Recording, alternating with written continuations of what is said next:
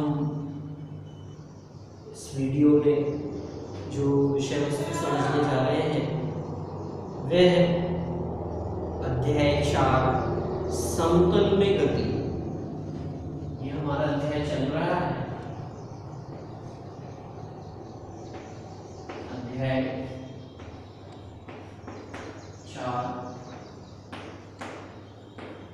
समतल में गति।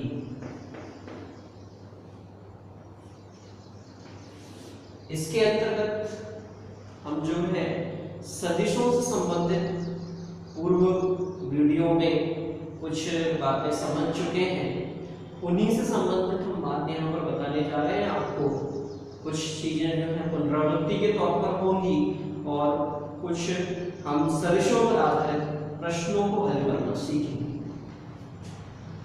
सबसे पहले सदिश में एक विषय वस्तु हमने पढ़ी हुई है, सदिशों का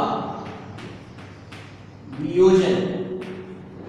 सदिशों के वियोजन से आप लोग जो है परिचित हैं, सभी लोग परिचित हैं, इसमें कहीं किसी को कोई किसी प्रकार की दिक्कत नहीं है, ठीक है। उसकी एक बार हम पुनरावृत्ति कर रहे हैं क्योंकि इसको आपने वीडियो में और साथ ही साथ क्या है नोट्स में देख चुके हैं। देखिए सदिशों का वियोजन जो है दो प्रकार से होता है। एक होता है कौन सा, द्विविमीय सदिशों का वियोजन कैसे किया जाता है, और एक होता त्रिविमीय सदिशों का वियोजन। तो अभी हम लोग जो है द्विविमीय सदिशों का वियोजन ही समझेंगे क्योंकि आगे पाठ्यक्रम में जो आवश्यक विषय वस्तु है जहां कहीं भी लगनी है वहां पर द्विविमीय सदिशों का वियोजन ही आपको जो है स्पष्ट होना चाहिए। जैसा कि हमने अभी यहाँ पर बात की क्या है द्विविमीय। द्विविमीय मतलब जहां पर क्या हो, दो विमाएं हो। तो हमने यहाँ पर क्या किया, सबसे पहले एक खींचा x अक्ष और दूसरा क्या y अक्ष, ठीक है। ये सभी को क्लियर है। अब कोई भी राशि हम ले लें, किसी भी प्रकार की राशि हो, और कैसी राशि होनी चाहिए, भौतिक राशि तो है लेकिन साथ ही साथ क्या हो, सदिश राशि हो। तो हमने माना ऐसी कोई भौतिक राशि जो कि सदिश है वो माना r है। तो यहाँ पर जो r प्रदर्शित किया जा रहा है ये क्या है, एक भौतिक राशि है लेकिन किसको व्यक्त कर रहा है, सदिश को व्यक्त कर रहा है। मतलब ये क्या है, वेक्टर r है, ठीक है।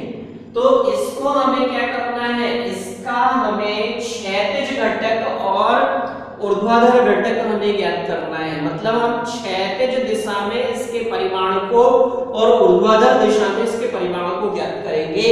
और ये जो इसके घटक हमें प्राप्त होते हैं ये समकोणीय घटक के अंतर्गत आते हैं, जो क्षैतिज और ऊर्ध्वाधर घटक होते हैं। इसको हम कैसे ज्ञात करेंगे वो आप ध्यानपूर्वक देखें।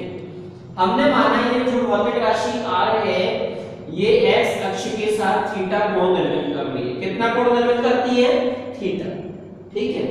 तो अब ऐसी स्थिति में इसका जो वियोजन होगा क्षैतिज घटक, ठीक है, क्षैतिज घटक जो यहाँ पर हमें प्राप्त होगा, मतलब क्षैतिज घटक का तात्पर्य x अक्ष की दिशा में, क्षैतिज घटक जो हमें मिलेगा x अक्ष की दिशा में प्राप्त होगा। और ये हम क्या निकाल रहे हैं, अभी हमने आपको बताया हुआ था हम सदिश का परिमाण ज्ञात कर रहे हैं। तो परिमाण जब ज्ञात करते हैं तब वहां पर सदिश चिन्ह नहीं आएगा, तो क्षैतिज घटक कितना हो जाएगा r, तो एज इट इज रहेगा।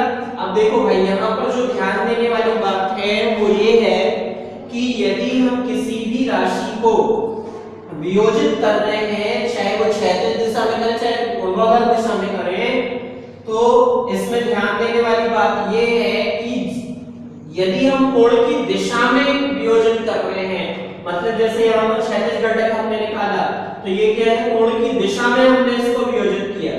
समझ रहे हैं बात को, कोण थीटा है, कोण थीटा की दिशा में हमने इसको वियोजित किया।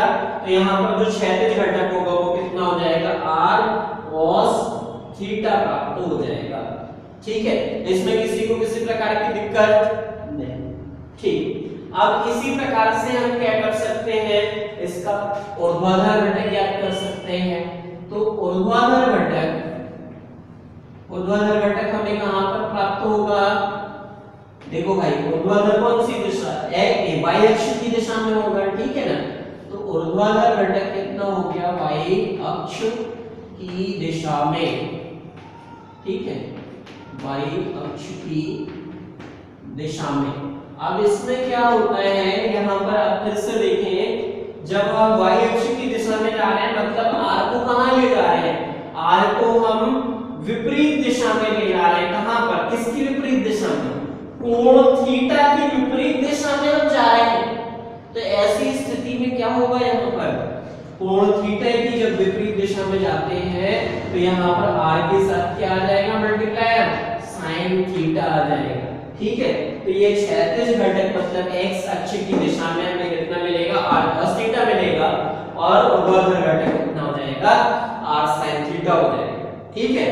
तो ये वियोजन के अंतर्गत आपको जो है ये चीज ध्यान में रखनी है, ये हर जगह कई स्थानों पर आपको जो है ध्यान में आएगा कि क्षैतिज और ऊर्ध्वाधर दिशा में किसी सदिश राशि को कैसे वियोजन करते हैं, बार-बार आपको देखने में मिलेगा, ठीक है।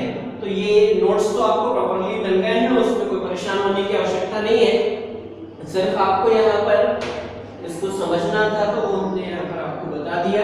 अब उसके बाद हम अगली विषय वस्तु जो यहाँ पर लेने जा रहे हैं वो हम है यहाँ पर लेंगे सदिशों के गुणनफल के विषय में समझेंगे, ठीक है। सदिशों का गुणन क्या होता है, सामान्य रूप से जो हम संख्याओं का गुणन करते हैं उससे थोड़ा सा हटकर है ये सदिशों का गुणन। सदिशों के गुणन में हमें जो ध्यान देना है वो क्या है, देखो भाई अपन जैसे किसी भी संख्या का गुणन कर रहे हैं, उदाहरण के तौर पर अपन ने लिया 3 गुणे 5 बराबर कितना आएगा, सिंपल, ये साधारण संख्याओं का गुणन है, ठीक है ना। लेकिन सदिशों का जो गुणन होता है, सदिशों का गुणन दो प्रकार से किया जाता है। कौन कौन से दो प्रकार होते हैं, पहला होता है क्या, अदिश गुणन, ठीक है। दूसरा होता है सदिश गुणन। तो सदिशों के जो गुणन हैं वो कितने प्रकार के हैं, दो प्रकार के, एक अदिश गुणन और दूसरा क्या है, सदिश गुणन। अब हमको यहाँ पर ये ध्यान देना है कि यदि हम किसी सदिश राशि का अदिश रूप से गुणा कर रहे हैं तो हमें जो संख्या प्राप्त होगी अदिश राशि का, जब हम गुणा कर रहे हैं तो जो हमें संख्या प्राप्त होगी वो कैसी होगी, आंकिक होगी, मतलब उसमें किसी भी सदिश की स्थिति हमें नहीं मिलेगी। ये बात स्पष्ट हो गई सबको, ठीक। अब इसके बाद में कुछ फैक्टर्स हैं इनके गुणन को हम समझें, उससे पहले कुछ चीजें हैं, कुछ विशेष तथ्य हैं, उनको ध्यान में रखना पड़ेगा। तो सबसे पहले अपन देखते हैं इसको, देखिए यदि अपने को अदिश गुणन करना है, जैसे अपन पहले अदिश गुणन की बात कर रहे हैं, तो कोई भी दो सदिश राशियां हमने लिया, दो सदिश राशियां कौन कौन सी हैं, मानव सदिश राशियां हैं, वेक्टर a एवं vector b।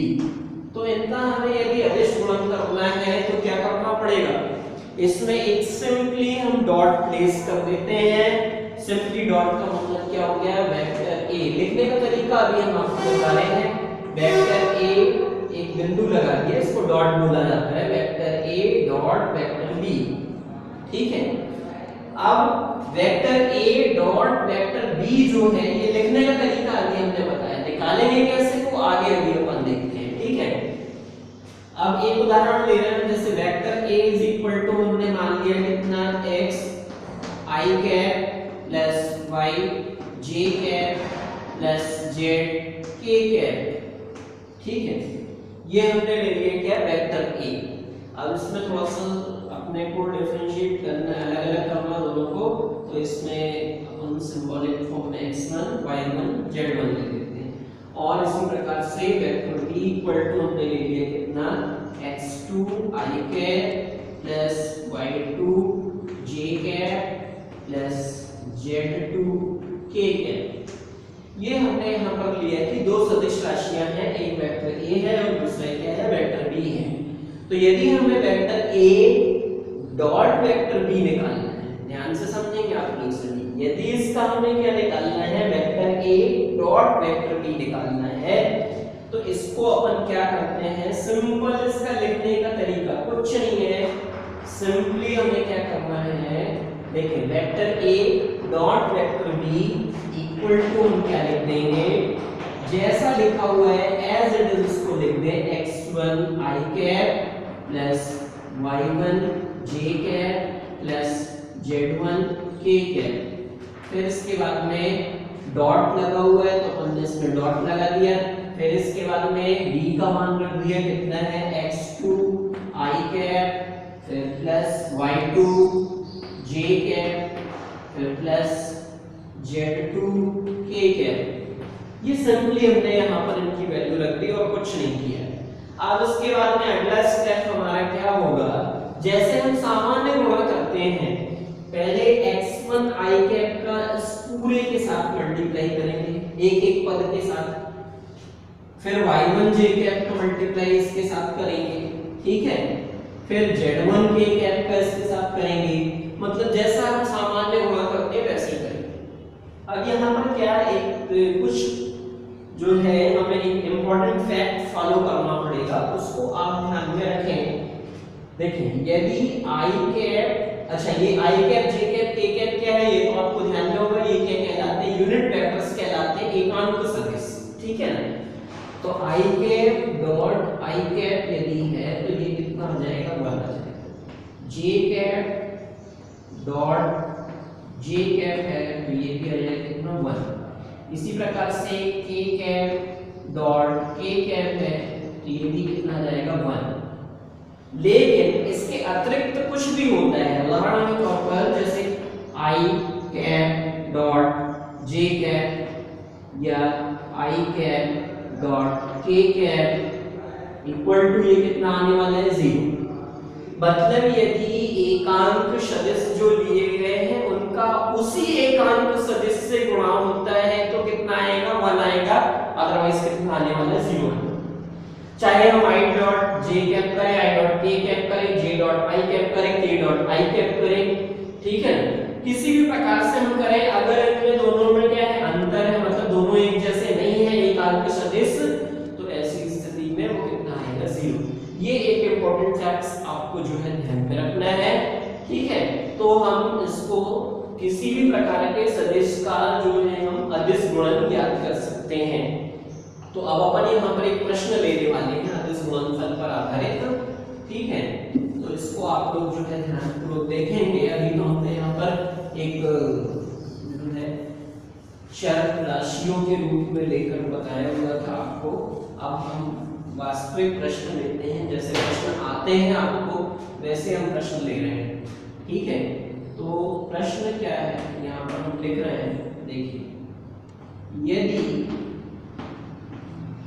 Vector a equal to 2i cap plus 3j cap minus 5k cap तथा vector b equal to 5i cap minus 2j cap plus 3k cap हो तो